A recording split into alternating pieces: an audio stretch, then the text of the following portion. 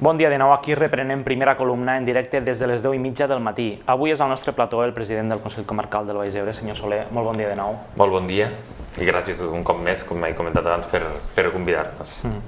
En primer lloc li faré la pregunta del dia. Cal mantindre la tradició dels lots de Nadal que reparteixen les empreses i les institucions? No sé què ha fet des del Consell Comarcal. Home, doncs la veritat, si la pregunta és caldre no cal. És a dir, el tema dels lots de Nadal és un tema simbòlic i al final és una gratificació extraordinària que en funció del context d'adversitat, si és millor o pitjor, el pots aproximar més a la justa mesura. Des del Consell Comarcal del Baix Ebre estem en un procés de pla d'austeritat important, però el que són els lots de Nadal els hem mantingut però en la justa mesura i reduït molt el que seria el pressupost. Crec que l'han contractat a través d'una cooperativa del territori. Sí, és una forma de difondre els productes autòctons del Delta i de les Terres de l'Ebre i de la comarca del Baix Ebre, i en aquest cas ho hem comprat a una cooperativa del territori, de la comarca del Baix Ebre. Molt bé. No sé si tenen altre tipus de mesures d'aquest tipus des del Consell per a... Mesures d'estalvi? Sí, ha comentat que estaven preparant un pla d'austeritat, no? Des del mes de setembre, que estem immersos, jo vaig entrar el 7 de juliol, el mes d'agost pràcticament va ser inhàbil, i des del mes de setembre que estem immersos en un pla d'austeritat que estem perfilant i ja practicant per a l'any 2012, però també practicant per a aquest últim semestre del 2011. Què han fet en aquest pla d'austeritat?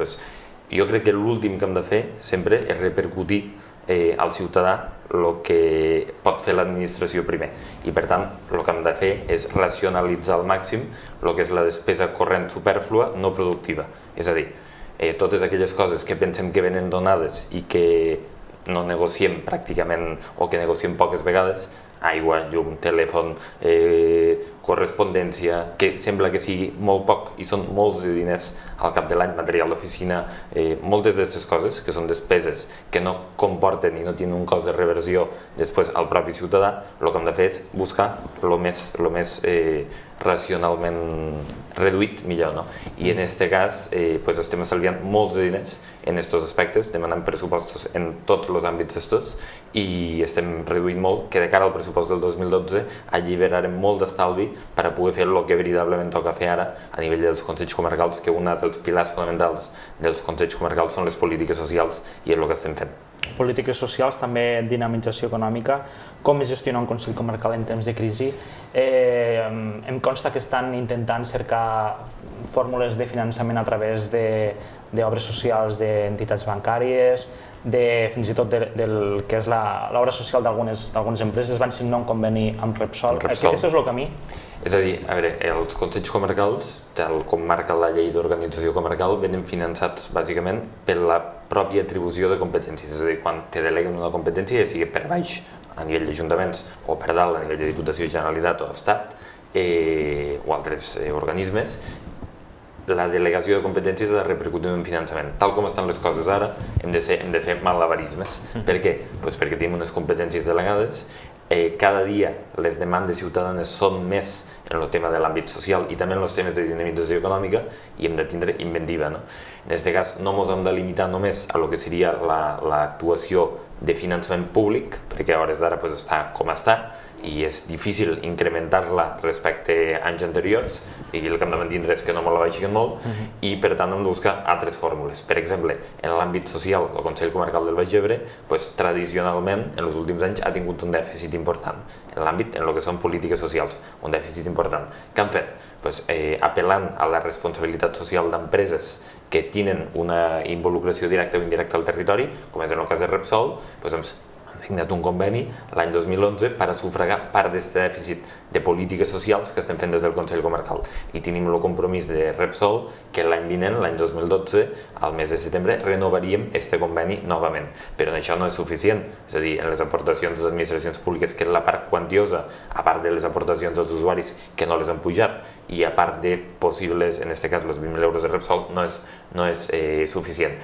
Ahir, per exemple, vam tancar un acord en l'obra social de la Caixa, que l'obra social de la Caixa l'any vinent ens aportarà 25.000 euros al Consell Comarcal per a poder pal·liar aquest dèficit de polítiques socials que venim tradicionalment arrastrant i per a poder fer un pla de xoc en el que seria per a fer un punt d'inflexió i que a partir d'ara les polítiques socials no tinguen un dèficit, sinó que poguéssim mantenir-les i que siguin viables econòmicament. També estem mirant en l'obra social de la Caixa, que ho estem també tancant estos dies, la possible incorporació de nous vehicles de transport adaptat per a gent minusvàlida i gent, en aquest cas, gent discapacitada física o psíquica i gent gran de la comarca, que a hores d'ara fem el transport mig internament al Consell Comarcal i l'altre mig externament a través d'empreses. Estem mirant a través de l'obra social de la Caixa la possible col·laboració perquè ens aportin, ja sigui en espècie, a través de vehicles, i no haver de comprar els vehicles nosaltres i per tant no haver d'endeutar-nos en estos àmbits. A part de també tot el tema d'actuacions als casals de gent gran. També estem negociant que poguéssim dinamitzar el que és el Consell Consultiu de la gent gran del Baix Ebre a través d'actuacions en espècie del que seria l'oferta de serveis de la Caixa. Ahir van celebrar a Gandesa una nova reunió entre els 4 presidents dels Consells Comarcals de Terra Alta, Ribera, Baix Ebre i Montsià, i aquesta trobada forma part de les reunions que mantenen periòdicament, crec que és la tercera. Quins van ser o quins serien els temes més importants que es van tractar en aquesta trobada? Doncs mira, va bé perquè jo crec que, tal com parlàvem ara, la situació és la que és, i llavors si cada administració d'un mateix nivell anem cadascú per la nostra, al final coses que podem aprofitar les sinergies compartides dels diferents consells comarcals, cada un s'hi va a la seva, surt la cosa pitjor del que sortiria, és a dir, surt menys eficient del que hauria de ser. Llavors hem agafat una tendència que jo crec que és bona, a més tenim molt bona sintonia, molt bona relació els 4 presidents dels consells comarcals, Ribera d'Ebre, Terra Alta, Baix Ebre i Montsià, i el que fem és que periòdicament, com a mínim un cop cada mes i mig, ja en portem 4 reunions, d'ahir va ser la quarta, ens estem reunint i estem mirant estratègies conjuntes de gestió de lo que són les preocupacions a nivell de territori. Se van comentar molts de temes diferents, però temes bàsicament com enfoquem el pressupost del 2012 a nivell de tots els consells comarcals, en aquest cas el Consell Comarcal del Baix Ebre, després tenim Consell d'Alcaldes per a explicar l'avantprojecte i el pròxim dia 30 farem l'aprovació, si s'escau, de la proposta de pressupost per al 2012, però si encaminem que la mateixa estratègia vagi encaminada als 4 consells, ja fem una mica més vegueria, que també a nivell identitari també toca. I tant. Vostè és també president del Consorci per al Desenvolupament del Baix Ebre i Montsià. Fa pocs dies van celebrar la seva assemblea general i en aquesta assemblea van donar compte dels projectes presentats enguany a la convocatòria dels ajuts LEADER amb un pressupost d'1,3 milions d'euros. Quantes sol·licituds s'han presentat i quin tipus de projectes s'han presentat? Però la veritat és que la convocatòria ha sigut un èxit. Jo tenia bastantes reticències perquè pensava, jo vaig entrar fa 2 mesos com a president del Consorci Baix Ebre-Montsià, la convocatòria encara no havia sortit, va sortir una setmana després de jo haver pres possessió com a president del Consorci, i teníem 1.350.000 euros i jo vaig pensar, en un mes, sense haver preparat pràcticament res, presentar aquesta convocatòria serà molt difícil que es puguin acollir. Per què? Perquè a banda d'això, dins de que la convocatòria hi ha 1.350.000 euros de subvenció per a projectes de dinamització econòmica del territori, del que seria Baix Ebre i Montsià, poblacions de l'interior, no entren les de la costa ni tampoc entra el nucli urbà de Tortosa, el tema va ser que al final ha sigut totalment un èxit. S'han presentat 27 convocatòries que suposen una inversió de 4.100.000 euros i la petició de subvenció per a aquestes inversions és d'1.800.000 i escàs euros. Per tant, vol dir que totes no es donaran, perquè hem sobrepassat la demanda de sol·licitud de subvenció, però que la quantitat, tot i que hi ha una corresponsabilitat pública-privada, perquè ser 1.350.000 entra dins de la proporció de lo que aportaria el LEADER, és a dir, el Consorci Baix Ebre-Montsià, però després vol dir que l'entitat privada, l'empresa privada, també ha d'aportar una part. En les entitats privades la proporció és que pots arribar a una subvenció del 35%, i en les entitats públiques, en les administracions públiques, pots arribar fins a un 80% de subvenció.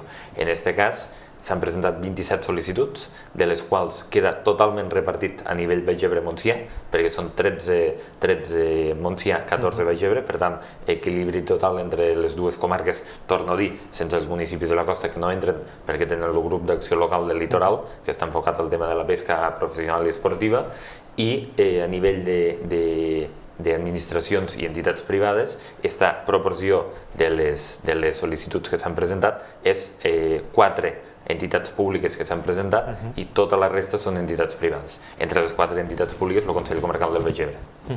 Crec que un dels projectes que tenen en ment és l'ampliació del viver d'empreses de Camarles. Què és el que fa necessari aquesta ampliació? És així. El viver d'empreses de Camarles, en aquest cas, és l'objecte de la sol·licitud que el Consell Comarcal del Baix Ebre, perquè tothom ens entengui, el viver d'empreses de Camarles és propietat, capital íntegrament públic del Consell Comarcal del Baix Ebre, i en aquest cas el Consell Comarcal del Baix Ebre ha apostat per demanar en aquesta convocatòria del líder, dels fons europeus, per a poder ampliar el viver d'empreses. Per què volem ampliar el viver d'empreses? Doncs mira, perquè el viver d'empreses és un nucli oportú perquè noves iniciatives empresarials i gent que està vivint el context actual de crisi econòmica pugui iniciar les seues idees de negoci, puguen iniciar la seva empresa, la seva activitat empresarial en uns costos molt reduïts i en uns serveis molt elevats. Què passa? Que actualment el viver d'empreses de Camarles està en plena ocupació. Per tant, què hem de fer? Donar més possibilitats que noves iniciatives se puguin incorporar. L'objectiu, això és un projecte que són 367.000 euros.